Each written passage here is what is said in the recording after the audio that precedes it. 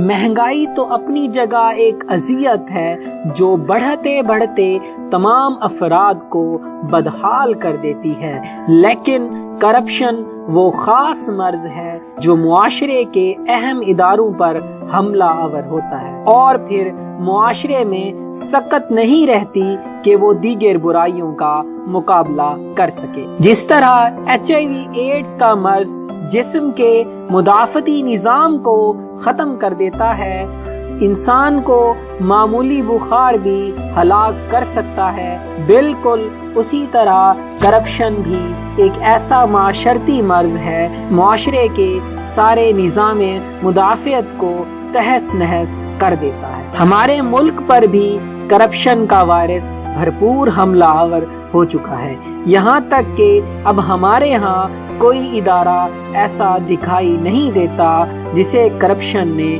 مفلوج نہ کر دیا ہو۔ اب کرپشن کا ناسور نئے نئے انداز میں ہمارے معاشرے میں سرایت کرتا جا رہا ہے۔ پٹواری سے لے کر ملک کے وزیر اعظم تک سب کو کرپشن نے اپنی آثار میں لے رکھا ہے۔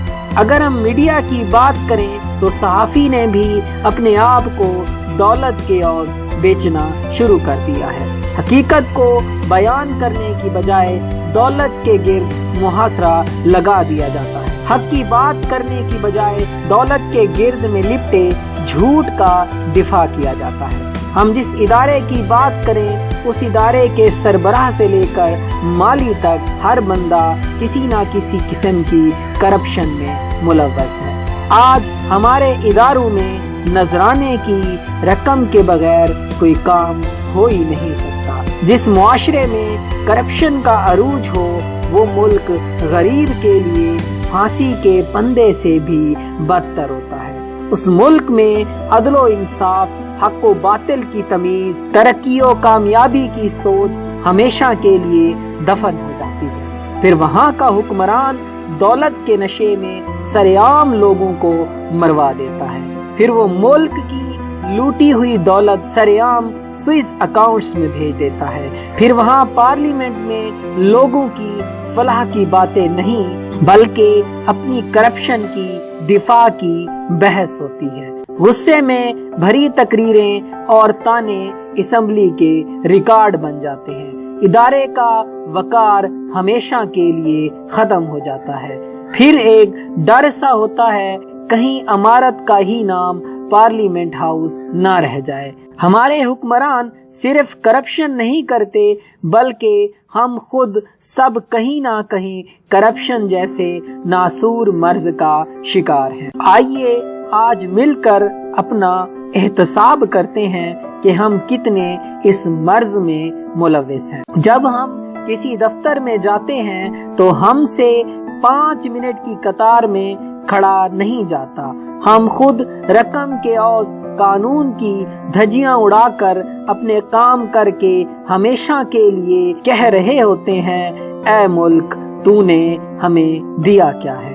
جب ٹیکس دینے کی باری آتی ہے تو ہم اپنی دولت کو بینک اکاؤنٹ سے نکال کر تجوریاں بھر دیتے ہیں۔ جب ہم ٹریفک کے قانون کو توڑ کر چلان سے بچنے کے لیے ٹریفک اہلکار کو کچھ لے دے کے جانے کی بات کر رہے ہوتے ہیں تو اس وقت پتہ نہیں ہمارا ضمیر کہاں ہوتا ہے۔ ایسے ہزاروں حقائق جو آپ کے اندر چھپے ہوئے ہیں جن کو میں عیا کروں نہ کروں مگر آپ کا ضمیر یہ سب ضرور تسلیم کر رہا ہوگا۔ اب اس کرپشن کو کون ختم کرے گا؟ جب ہمیں کامیابی کا شارٹ کٹ چاہیے ہو تو پھر ہم محنت اور لگن جیسے قیمتی ہتھیار کی بجائے کرپشن جیسے ناسور کی مدد ہی لیں گے۔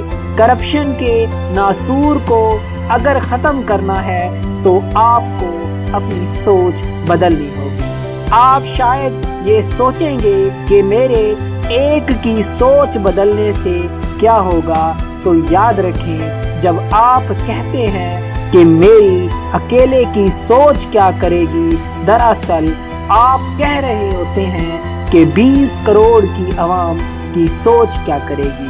جب آپ اپنی سوچ کو بدلیں گے تو یقیناً 20 کروڑ لوگ آپ ہی تو ہیں، تو پھر اس سے پورا معاشرہ ہی بدل جائے گا۔